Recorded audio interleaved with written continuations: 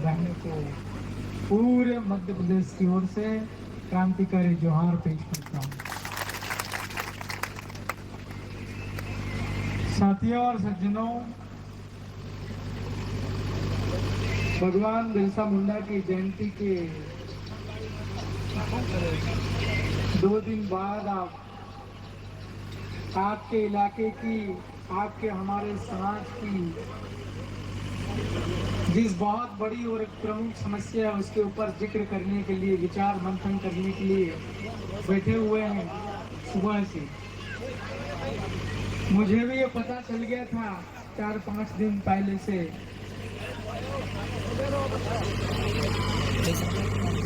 भाइयों और सज्जनों,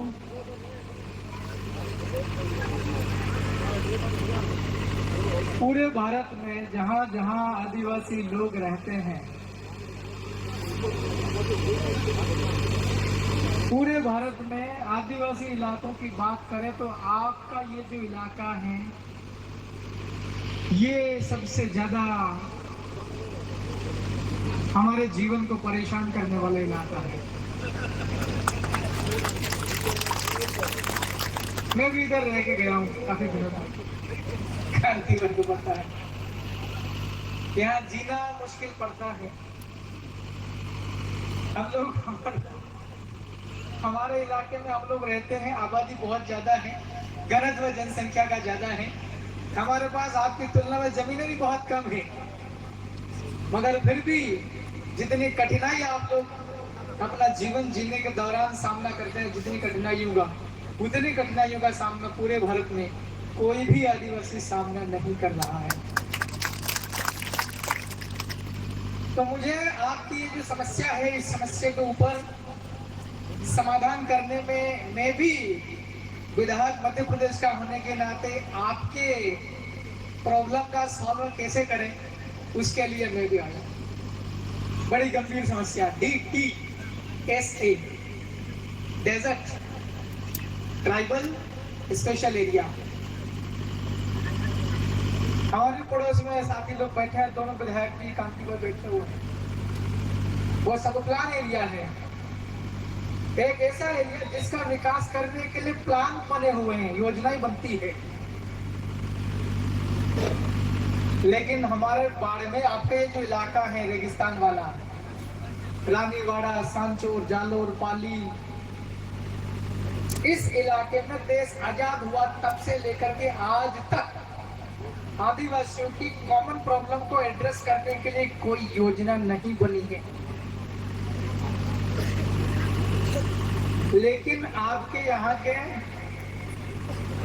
नया नवेले कहूँगा, पहली बार पहले विधायक भी नहीं रहा आपके भजनलाल। तो भजनलाल को पता होना चाहिए कि पाकिस्तान से की बॉर्डर से लेकर के बांसवाड़ा तक ये पूरा का पूरा भिल इलाका है, भिल प्रदेश का। आज यहाँ पर जनसंख्या जरूर कम हो गई होगी आपके पास, मगर पता मैंने भी किया यहाँ विधायक कौन है भाई, तो वो भील आदिवासी नहीं है। क्यों नहीं है? क्योंकि भीलों की जनसंख्या कम है थोड़ी। हमारे साथ एक दादा बैठे हुए थे, हमने पूछा जमीन का क्या मसला है, क्योंकि शेड्यूल एरिया है ही नहीं। आदिवासियों की जल, जंगल और जमीन, इन 3 चीजों की रक्षा करने के लिए क्या कोई प्रावधान है कि नहीं कानून में? आज का ये जो जमाना चल रहा है, ये कानून से चलने वाला है। लोकतंत्र, लोकतंत्र मतलब लोगों का सरकार, लोगों के द्वारा सरकार, लोगों के लिए। लोकतंत्र होने के बावजूद भी आपके वाले इस इलाके में भील आदिवासियों की जमीनें कैसे सुरक्षित रहे, इसके लिए कोई कानून नहीं है। जब हमारी जमीन बचाने के लिए कोई कानून नहीं है, तो क्या नौकरी, हमको आरक्षण की नौकरी की कोई व्यवस्था हो सकती है क्या? नहीं है ना।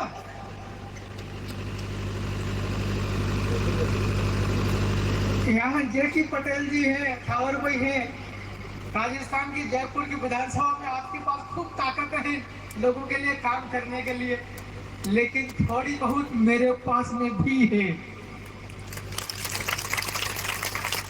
उसका उपयोग मैं भी करूंगा आपकी समस्या का सॉल्व करने के लिए। जो मेमोरेंडम आपने पेश किया वो भजनलाल के टेबल पे पहुंचा देंगे और वापस फोन करके पूछेंगे भी भाई हमने लिखा है, कार्रवाई क्या किया, सही है कि नहीं है? अभी आप लोग कह रहे थे मोटरसाइकिल लेके भोपाल गया हो, लेकिन मेरे उस वाले इलाके से मोटरसाइकिल लेकर जयपुर जाना भी कोई ज्यादा टाइम नहीं लगने वाला।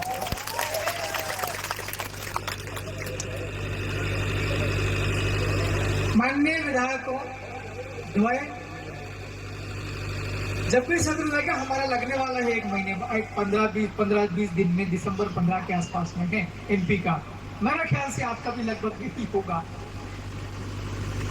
छाती ठोक के, टेबल ठोक के, मुझे तानते हुए भजनलाल को बोलना पड़ेगा कि भाई जो ये 2-3 संभाग है आपका, जोधपुर हो गया, पाली भी नया बना दिया ना, मतलब जो भी हमारा ये वाला रेगिस्तानी इलाका है, इस इलाके के अंदर अगर किसी को नौकरी करना है तो बाहर का आदमी एक भी यहाँ नहीं आएगा, हम लोग खुद हमारा इलाका संभाल लेंगे। वो नौकरी पढ़ाने वाली, मास्टर वाली हो, चाहे पंचायत में हो, चाहे किसी कृषि विभाग में हो, कहीं पर भी हो। भाई मैं गलत तो नहीं कह रहा हूं। हमारे इलाके में हमारा राज, मैं अपनी मर्जी से नहीं कह रहा हूं। ये पीछे जो तस्वीर लगी है बिरसा मुंडा जी की, ये वो लड़ाई चालू कर दिए थे और इन्होंने ही बनवाया था कि हमारे वतन में हमारा राज।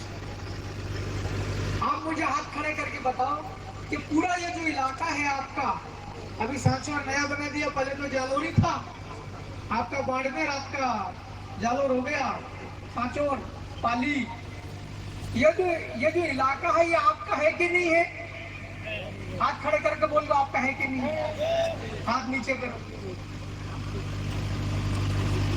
जब इलाका हमारा है तो हम लोगों ने अभी तक, देखिए मैं आपको कमजोर नहीं गिन रहा हूं, मैं तो ये सोच रहा था कि कांति भाई ने, जयेश भाई ने बोला बाड़मेर एक तो वैसे ही जनसंख्या कम है उस इलाके में, कहाँ उनके 150 लोग होंगे, मैं ये सोच रहा था, मगर आज देख रहा हूँ बहुत बड़ी तादाद है आपकी। यही आपकी एकता, यही आपका संगठन, जो आप मांगो वो भजनलाल शर्मा को देना पड़ेगा। ग्रिड्सो दो अलग अलग क्यों? लाल शर्मा को देना पड़ेगा। उसकी औकात नहीं है कि वो रोक ले हमारा हक। आपने एक और बड़ी अहम समस्या हम लोग के हाथ में थी, उसको भी हमने देखा है, कौन सी? सुधा माता। अभी हमारे ठाकुर भाई कह रहे थे विधायक साहब, 5 जनवरी 2011 को सुप्रीम कोर्ट ने एक जजमेंट दिया था। सुप्रीम कोर्ट कोई भी जजमेंट देता तो ऐसे ही अंधाधुंध नहीं दे देता है, एक आध बार कभी कभार हो जाता होगा, जैसा राम मंदिर का फैसला, लेकिन ज्यादातर फैसले जो है वो सुप्रीम कोर्ट में बहुत स्टडी करके दिए जाते हैं। 5 जनवरी 2011 को जजमेंट आया, उसमें ये लिखा, सुप्रीम कोर्ट ने कहा कि पूरे भारत देश का अगर मूल यहाँ का मालिक है इस देश का, वो आदिवासी है। और उसमें भी भिल जनजाति का जिक्र किया है, उसमें भी भिल जनजाति का जिक्र किया है। हम इस वतन के मालिक है, पूरे देश के, कश्मीर से कन्याकुमारी, अटक से कटक, पूरा देश का हम लोग मालिक है। और आज मालिक की हालत बहुत खराब है भाइयों।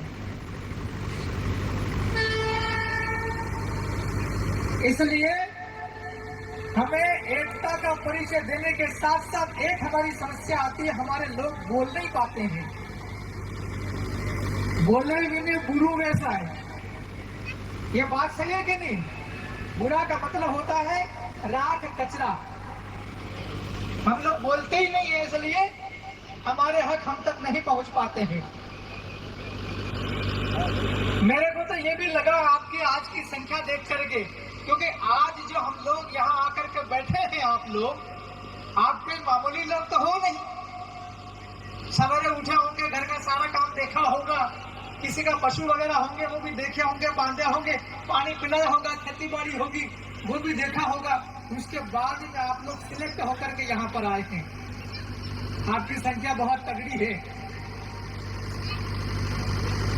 हमारे दोनों विधायकों से आग्रह है, सांचौर जिला नया बन गया, लेकिन ये रानीवाड़े की विधानसभा आदिवासी के लिए आरक्षित होना चाहिए।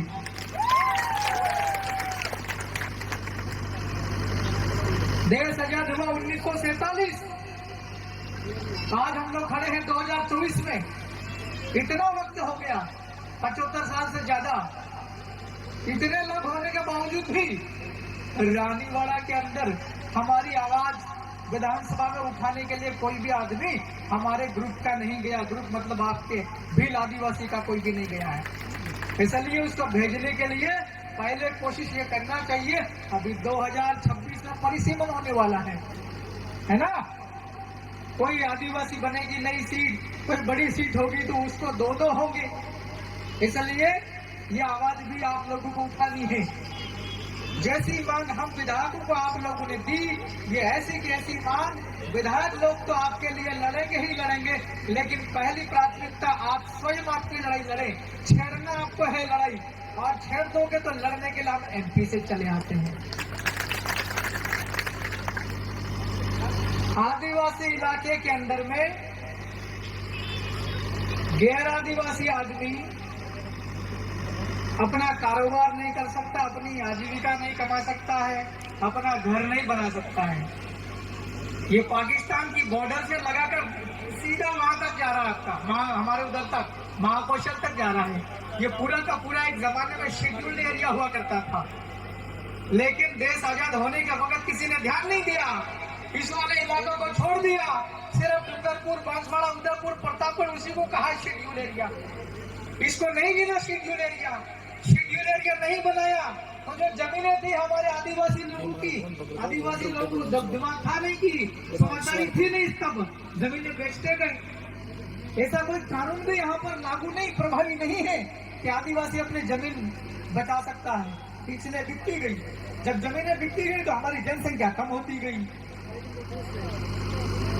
सुधा माता के अंदर में हम लोग ये बात भी करेंगे, हम सबकी साझा जिम्मेवारी बनती है।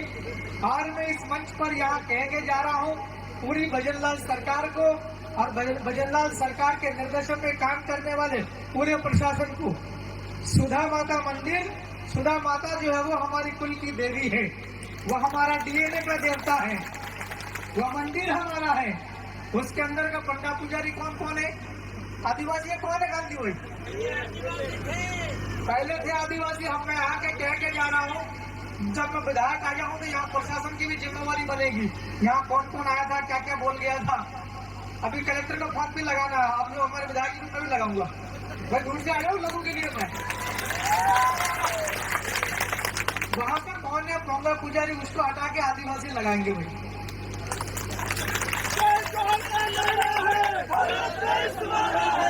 उसी मंदिर के आसपास के जितनी भी जमीन है, उस जमीन के ऊपर केवल आदिवासी लोग ही मकान बनाकर रहेंगे। और अगर कोई टूरिस्ट जैसा कर रखा है ना, पर्यटन जैसा कर रखा है ना, पर्यटन बना रखा है, उस पर्यटन करने बाहर के लोग दर्शन करने कभी कभार आ सकते हैं, लेकिन अगरबत्ती, नारियल, सामान भी आदिवासी बेचेंगे। है कि नहीं है? हमें ये जानकारी मिली है कि वहाँ छोटी छोटी मकान, झोपड़े बने हुए थे, टापरी बनी हुई थी, कोई ठेला गाड़ी के ऊपर अपना सामान बेच रहा था, उसको भी डिस्टर्ब किया, तोड़फोड़ करी है। इसलिए मैं तो वैसे ही हमारे मध्य प्रदेश वालों के लिए करता हूँ, आज इससे मैं राजस्थान वालों के लिए मूछा बड़ी कर रहा हूँ सरकार के लिए। भाई हमारे आदिवासी लोगों के इर्द गिर्द आना भी मत, है कि नहीं? हमारे इलाके में हमारा राज, सुधा माता के आसपास की सारी जमीन हमारी, और आज से हम लोग भी कार्रवाई चालू करेंगे। उस मंदिर के आसपास जितने भी जमीन है, सारी की सारी जमीन आदिवासियों के नाम से कागज में कर देना, रिकॉर्ड में। सही है कि नहीं है? राजस्व रिकॉर्ड में जमीन आदिवासियों के नाम होना होगा। और जिनने तोड़फोड़ करी उनके खिलाफ कानूनी कार्रवाई भी करवानी है। आपके ये तरफ पुलिस वाले नहीं आते यहाँ पर? थानेदार कौन है उसको खबर कर देना कि आदिवासी मतलब इस मुल्क का मालिक, ये देश हमारा है, हम इस देश के मालिक हैं। हम मालिक वर्ग की झोपड़ी तोड़ी है, हम मालिक वर्ग की दुकान तोड़ी है, हमको वहां से बेदखल किया है सुधा माता के वहां से। जो ये लोग करने वाले हैं उनके खिलाफ मुकदमा दर्ज करवा के जेल के अंदर डालेंगे। बायोडेटा और फोटोज देख के लड़का पसंद डालेंगे। फॉरेस्ट के लोग परेशान कर रहे हैं, वन विभाग वाले ना, फॉरेस्ट वाले कर रहे हैं ना। फॉरेस्ट वालों को बोलना चाहता हूं कि अनादि काल से हम लोग भी इस देश के मालिक हैं। ये जंगल के छोटे छोटे पौधे जब थे तब हमारे बाप दादा इनकी रखवाली कर रहे थे। अगर इन जंगलों के छोटे छोटे पौधे थे तब हमारे बाप दादा इन पौधों की रखवाली नहीं करते तो बंदर भालू खा जाते पौधों को।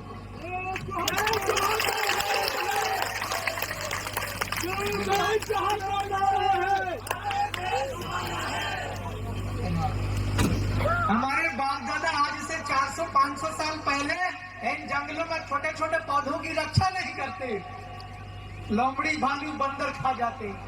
जब जंगल हमने बनाए हैं, जंगल बड़े हमारे बाप दादाओं ने किए हैं, ये फॉरेस्ट वाले मूर्ख लोग कैसे आ सकते हैं अपने इलाके में? है कि नहीं है? अब ये DDSR वाला चालू हो गया ना, डेजर्ट ट्राइब स्पेशल एरिया। अब जब नौकरी में हम लोग अपने इलाके के आदिवासी लोग ही फॉरेस्ट के अंदर में फॉरेस्ट गार्ड की भर्ती कराएंगे, सही है कि नहीं? हमको नीचे से ही इलाज करना पड़ेगा, नीचे से ही। अब आरक्षण में हमारे लोग है ही नहीं इलाके में नौकरी करने वाले, दूसरे कर्मचारी आ रहे हैं, वो आकर के अपने को डराएंगे। तो बेहतर इलाज ये है कि DTA से लागू करवाएं और इस इलाके में जितने भी शासकीय वैकेंसी है, सरकारी पद है नौकरियों के सारे पद यहाँ के जो भील आदिवासी लोग रहते हैं इस इलाके के, इन्हीं को नौकरी मिलना चाहिए। तो आधा इलाज तो वैसे ही हो जाएगा, थोड़ा बहुत बाकी रहेगा कानूनी इलाज वाला, वो हम लोग कुर्राटी बबकारी करते हुए MP से भी आ जाएंगे। हमारी बात को गौर से सुनाओ। मैं पूरे मध्य प्रदेश की ओर से, तो मैं अकेला आदमी हूँ, क्या करूँ, पूरे MP का हूँ। आपके यहाँ तो 3 थे, अभी 4-5 होने वाले। आपका पूरा परिवार आप अकेले कैसे? मैं तो कह रहा हूँ पूरा पाकिस्तान की बॉर्डर से लेकर के उधर झारखंड तक हमारा ही है कि नहीं? इस रेगिस्तानी इलाके में अगर कोई आदिवासी, हमारे खास करके भील आदिवासी इधर रहता है, इन्हें अगर कोई छेड़छाड़ करेगा, जमीन छीनने की कोशिश करेगा, मकान से बददखल करने की कोशिश करेगा, उसको हम लोग किसी भी कीमत में छोड़ेंगे नहीं। और हम जाते जाते कह रहे हैं कि भजनलाल शर्मा जी की सरकार खास करके हमारे इस आदिवासी इलाके के लिए आरक्षण की हमारी जो मांग है, हमारे इलाके के अंदर हमारे ही लोगों को नौकरी चुपचाप आरक्षण DTA से चालू करवा देना। बहुत बहुत धन्यवाद।